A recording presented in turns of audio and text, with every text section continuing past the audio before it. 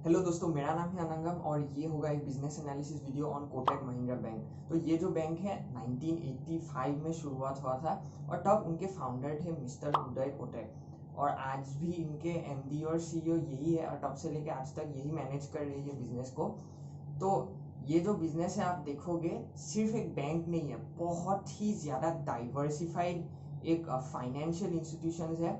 Through their subsidiaries और भी बहुत सारे बिजनेसेस में इनका कवरेज है और आगे जाके यही सारे सब्सिडरीज के बारे में डिटेल में डिस्कस करेंगे। पर ये जो बैंक है शुरुआत ही इनका डाइवर्सिफाई होकर नहीं हुआ था। उन्होंने जब शुरुआत किया था ये लोग बिल डिस्काउंटिंग से शुरुआत कर रहे थे। तो ये बिल डिस्काउंटिंग क्या होता है मैं आपको एक सेकंड में समझा देता हूँ। इधर क्या होता है से आपने मुझे आके 100 रुपये का प्रोडक्ट्स आपने मुझे बेचा है, तो मेरे पास पैसे नहीं है आपको पे करने के लिए और मैं बोलता हूँ कि मैं आपको बाद में पे कर दूंगा, पर आपको अभी अर्जेंटली आपको पैसे चाहिए। तो आप क्या करोगे, वो जो 100 रुपये का इनवॉइस है आप जाके कोटक को दिखा दोगे कि ये मैंने सेल किया है 100 रुपये का गुड्स। तो इधर क्या होगा, कोटक आपको पैसे दे देगा पर 100 रुपये नहीं देगा, थोड़ा 100 रुपये से कम देगा, से 10% डिस्काउंट में आपको 90 रुपीज़ आपको दे देगा। और इसलिए बोलते हैं इधर कि बिल डिस्काउंटिंग होता है, आपको थोड़ा कम पैसा मिल गया, 90 रुपीज़ मिल गया। और फिर डिपेंडिंग ऑन जो टाइम एग्रीमेंट हुआ है मैं जाके कोटक को 100 रुपये वापस कर दूंगा। ये जो 10 रुपये का गैप हुआ ये इनका प्रॉफिट हो गया। और ऐसे ही ये लोग पैसे कमा रहे थे, बिजनेस कर रहे थे। उसके बाद धीरे धीरे इन्होंने ऑटो बिजनेस में भी एंटर किया और बहुत सारे बिजनेसेस में एंटर किया, पर अभी तक ये एनबीएफसी ही था, अभी तक बैंक नहीं बना। 2003 में इन्होंने आरबीआई से बैंकिंग लाइसेंस ले लिया और फिर उसके बाद ये एनबीएफसी से एक बैंक बन गया। 35% प्रॉफिट्स जो है इनके सब्सिडरीज मिला के आ रहे हैं। मतलब आप समझ सकते हो कि इनके बैंकिंग बिजनेस से ही कितना ज़्यादा प्रॉफिट्स आ रहा है। तो इनके लोन बुक देखते हैं और इधर आपको पहला जो चीज़ है आपको दिखेगा बहुत ज़्यादा, इधर भी लोन बुक में भी डाइवर्सिफिकेशन है, बहुत वर्सेटाइल है। हर एक टाइप का लोन में इनका एक्सपोजर है। क्या होम लोन्स है, एलएपी है मतलब loan against property, property collateral रख के आप लोन लेते हो for other purposes. Consumer bank working capital loan, WC माने वर्किंग कैपिटल। इधर आपको अगर बिजनेस में से आपको डेली काम में आपको लोन चाहिए उसके लिए वो कैटेगरी में ये लोन आ जाता है। फिर आपका पीएल पर्सनल बिजनेस लोन आ जाता है, कंज्यूमर ड्यूरेबल्स, ये आपको समझ में आ गया होगा।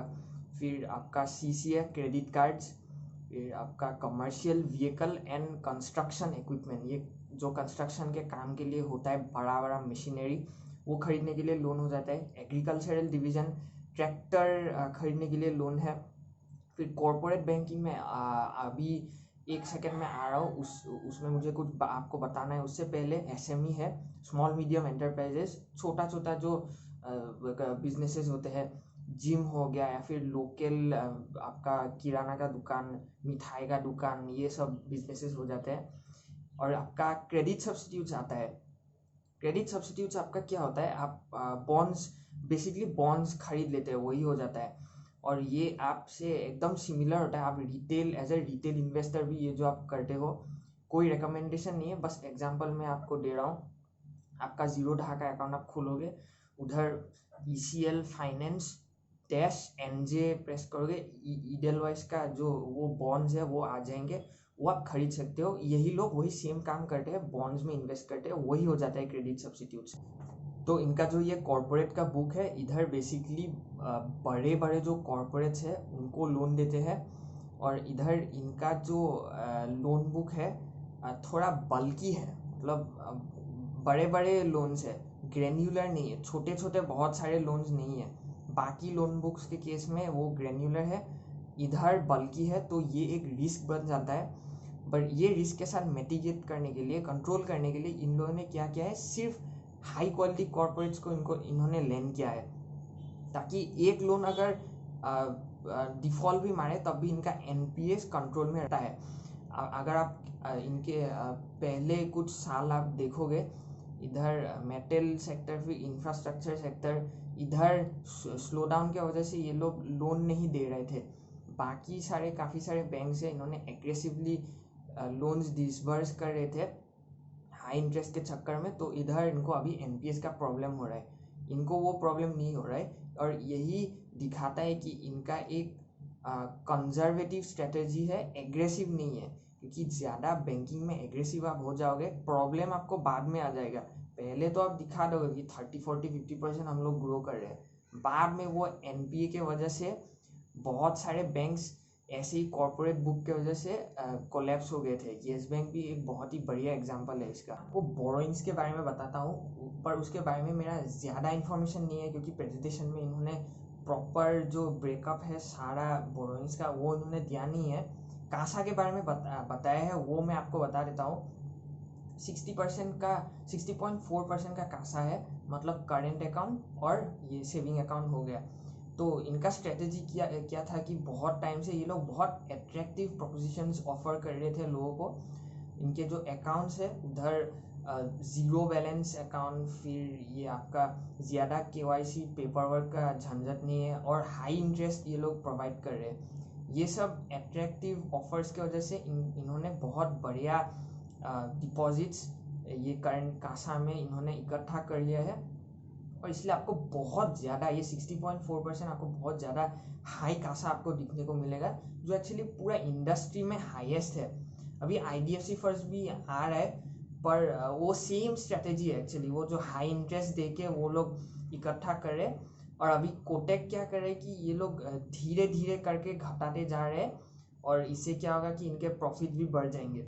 और ये कासा के साथ अगर आप टर्म डिपॉजिट्स भी ऐड अप कर देंगे, मतलब फिक्स डिपॉजिट्स हो जाता है एफडी वगैरह, तो आपको रिटेल में 73% आपको डिपॉजिट्स मिल जाएगा। तो ये एक्चुअली क्यों आपको इतना ज़रूरी है, क्योंकि जब आप बोरोइंग्स देख रहे हो ना, इधर में आपको ग्रेन्यूलर एक बोरोइंग चाहिए। ज़्यादा इंस्टीट्यूशनल डिपॉजिट्स हो जाने से क्या होता है, बल्कि हो जाता है। सेम वही चीज़ जो मैंने आपको कॉर्पोरेट बुक के टाइम में समझाया। ग्रेन्यूलर होने से आप एक स्टेबल रिजिलेंट फाउंडेशन के ऊपर आप बैंक को ग्रो कर रहे हो। क्योंकि अगर आपको इंस्टीट्यूशनल डिपॉजिट हो जाता है, वो लोग विड्रॉ करेंगे, बहुत ज़्यादा एक चंक आपके बोरोइंग से गायब हो जाएगा, फिर इधर मुश्किल हो जाता है। इसलिए ग्रेन्यूलर होना बहुत इंपॉर्टेंट है, और इनके केस में मुझे वो लग रहा है। Net interest margin 4.72% latest quarter में, उसके पहले का क्वार्टर में 4.39% था। ये मेनली इनके इंटरेस्ट रेट घटाने की वजह से हुआ है, कोविड की वजह से इन्होंने और भी घटा दिया है, और एज टाइम जाएगा और कम करते जाएंगे ये लोग, तो और इनका नेट इंटरेस्ट मार्जिन इंप्रूव होगा। तो मोरलेस इनका 4 to 5% के बीच में ही इनका रहता है नेट इंटरेस्ट मार्जिन। तो क्वेश्चन इधर ये आता है कि ये अगर आप बाकी स्मॉल फाइनेंस बैंक के साथ अगर आप कंपेयर करोगे, बंधन बैंक, उज्जीवन स्मॉल फाइनेंस, 8, 9, 10% का इनका NIMs आ जाता है, तो क्या इसका मतलब ये आता है कि कोटक का बिजनेस ही बेकार है? नहीं, ऐसा बिल्कुल ऑब्वियसली नहीं है, क्योंकि बंधन बैंक और ये सब पूरा उनका बिजनेस मॉडल ही अलग है।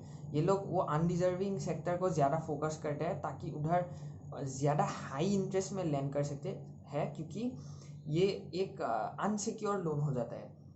कंपेरेटिवली कोटक जो है वो माइक्रो फाइनेंस का भी इन्होंने शुरुआत किया है अभी रिसेंटली, पर उधर लोन बुक भी अभी इनसिग्निफिकेंट है। आगे जाके आपको लोन बुक में उसका रिफ्लेक्शन दिखने को मिलेगा, पर अभी तक इन्होंने सिर्फ सिक्योर्ड ही मोस्टली लोन दिया है, जो थोड़े इनकम लेवल में उनका स्ट्रॉन्ग है इनका इनकम।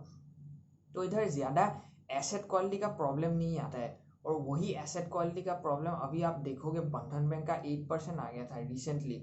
इनके केस में अगर आप देखोगे 3.25% आया है। तो ये डेफिनेटली काफ़ी कम है अगर आप बंधन बैंक के साथ कंपेयर करोगे, और यही कारण की वजह से हुआ है क्योंकि एसेट क्वालिटी अच्छा है। सिक्योर्ड लेंडिंग हमेशा आपको थोड़ा बेटर एसेट क्वालिटी देगा। तो कंपेरेटिवली 3.25% बेटर ऑल्दो है, पर मैं ये नहीं बोलूँगा कि ये अच्छा है कोटक के लिए, क्योंकि कोविड के वजह से ये ऑब्वियसली बढ़ गया है। 3.25% हायर साइड में ही है, पर ये अंडरस्टैंडेबल है, क्योंकि ये कोविड का सिचुएशन है, हर एक बैंक का हालत ख़राब हुआ है। नॉर्मल सिनेरियो में अगर आप देखोगे 2% के आसपास रहता है, वो ज़्यादा बेटर होता है ऑब्वियसली।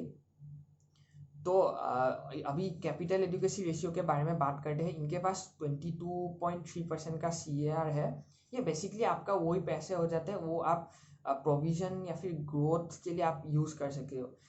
तो ये एडिक्वेट है, पर अभी देखते हैं कि कोविड का सिचुएशन कैसे जाता है। अब अभी आपको पता होगा जो रिसेंटली कोई और एक ये वेरिएंट आ रहा है कोविड का, तो जितना देर ये पेंडेमिक चलेगा उतना ही इनका मतलब पैसा ख़त्म होते रहेगा। बहुत ज़्यादा अगर टाइम चलेगा तो मे बी और भी इनको पैसे रेज करना पड़ेगा। तो डिपेंडिंग ऑन द कितना टाइम ये पेंडेमिक चलेगा उसमें बहुत ज़्यादा डिपेंडेंट होगा कि ये CAR एक्चुअली कम है कि ज़्यादा है। सब्सिडीज के बारे में बात करते हैं। कोटक महिंद्रा प्राइम है जो कार लेंडिंग करते हैं, कार लोन्स देते हैं, और ये थोड़ा कन्फ्यूजन हो जाता है। Try not to be confuse, but ये जो पहला जो वो लोन बुक मैंने आपको समझाया था उसी का पार्ट है ये लोन।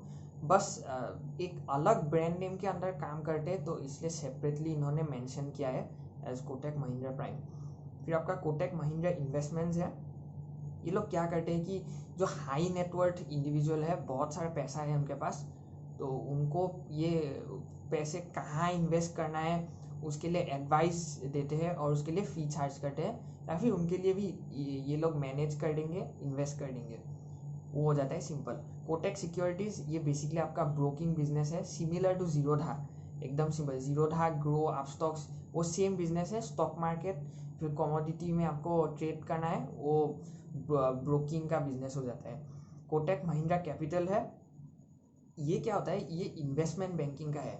अगर से आपको आपका बिजनेस है, अगर आपको IPO करना है, QIP लाना है, या फिर एक्विजिशन करना है, या फिर स्टेक सेल करना है, या फिर आपको पैसे रेज करना है, उसके लिए ये लोग कोटक महिंद्रा कैपिटल आपको हेल्प कर देंगे।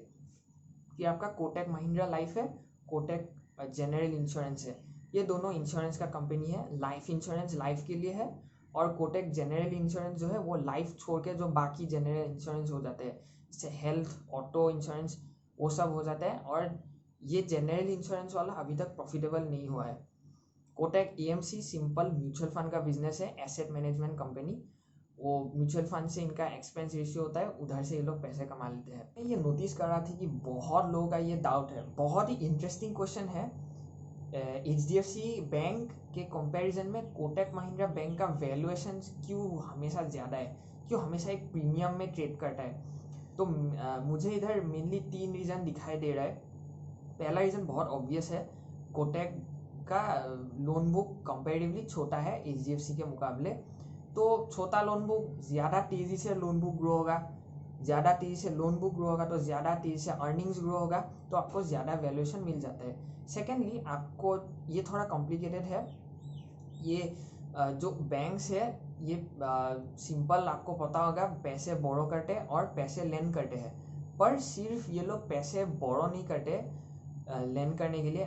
ये लोग मिक्स होता है, उन पैसे बोरो भी, कुछ पैसे बोरो करते हैं, कुछ पैसे खुद का ही इनका जो रिजर्व्स एंड सरप्लस है, या फिर आप बोल सकते हो रिटेन अर्निंग्स, उससे देता है। कंपनी जब प्रॉफिट्स करता है, ये लोग इधर डिविडेंड दे सकते हैं, नहीं तो रिटेन अर्निंग्स अपने बिजनेस में ही रख सकते हैं।